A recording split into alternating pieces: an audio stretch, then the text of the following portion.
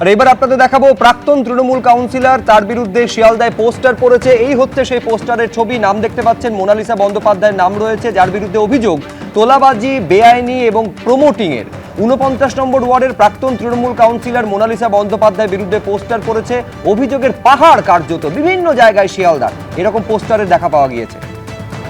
অভিযোগের পাহাড় কৃষাণু কি নেই তার মধ্যে, তোলাবাজি, বেআইনি, প্রমোটিং, আমার মনে হয় উনি আসলে বিজেপির আনুগত্যটা এখনো ডাইরেক্টলি বা ইনডাইরেক্টলি স্বীকার করেননি, তো তাই অভিযোগ। আমি কিছুদিন আগেই দেখছিলাম, অভিযোগ থাকতেই পারে, আমি আবার বললাম আমাদের দল জিরো টলারেন্স। কারোর বিরুদ্ধে দুর্নীতি হলে আপনি তদন্ত করুন, তার বিরুদ্ধে তথ্য প্রমাণ নিয়ে আদালতে যান, তাকে ধরুন।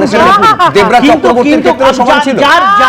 আমি বলছি দেবরাজ চক্রবর্তী, সোনা পাপ্পু এদের ক্ষেত্রেও সমান ছিল, সকলের ক্ষেত্রেই সমান। এখন দেবরাজ চক্রবর্তীর বিরুদ্ধে যদি এতই তথ্য প্রমাণ হোক, ইলেকশনের আগে কিন্তু কাউকে সরব হতে দেখিনি, কোনো ইডি সিবিআই হয় না।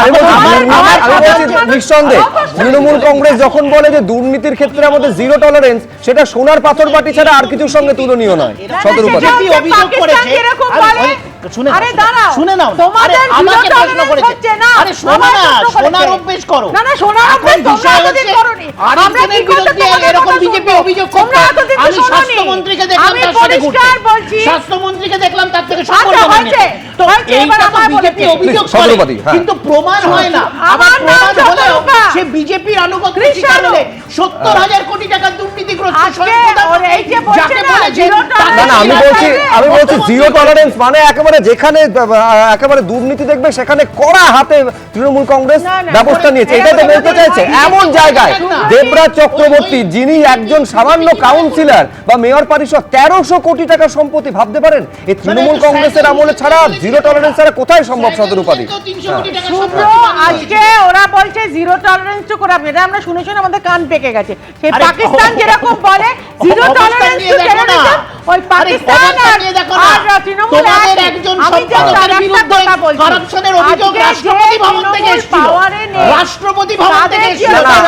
আমি বলছি এই আমাদের সময় সীমিত, নইলে আমি তালিকা দিতে পারতাম। বিধাননগরের যিনি প্রথম মেয়র ছিলেন পুরসভার, সেই সব্যসাচী দত্ত, তার বাড়ি থেকে, তার বান্ধবীর বাড়ি থেকে যে পরিমাণে সোনা এবং নগদ উদ্ধার হয়েছে, চোখ কপালে তুলে দেওয়ার মতো। অরিন্দম আচার্য, দেখুন, আমি বলছি, এই যে আপনারা বোধহয় জানেন, the West Bengal public safety and control of anti social activities act, আপনি বলুন তো সময় উপযোগী নয়? আগে তো কেউ করেনি, চিন্তাও তো কেউ করেনি। এরা গুন্ডা নয়? এরা গুন্ডা দমন আইনটা কি প্রয়োজন ছিল না? আপনি বলুন, আজকে বিশ্ব ফুটবল খেলা হচ্ছে, মাত্র 3.5 কেজি ওজনের একটা প্রাইজ নেওয়ার জন্য আজকে হইচই হচ্ছে।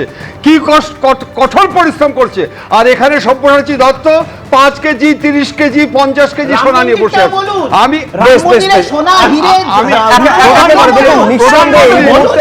রাজনীতি যে খাতে বইছে, সেখানে নিঃসন্দেহে বড় চ্যালেঞ্জ হচ্ছে কালীঘাট তৃণমূলের কাছে। আমি এই জন্য বলছি, অনুষ্ঠান শেষ করতে করতে দর্শকদের বলবো, এই কালীঘাট তৃণমূলের নিঃসন্দেহে বড় ভাঙন যদি কেউ ধরিয়ে থাকেন আজকে, তার নাম চন্দ্রিমা ভট্টাচার্য। এবিপি আনন্দ, এগিয়ে থাকে, এগিয়ে রাখে।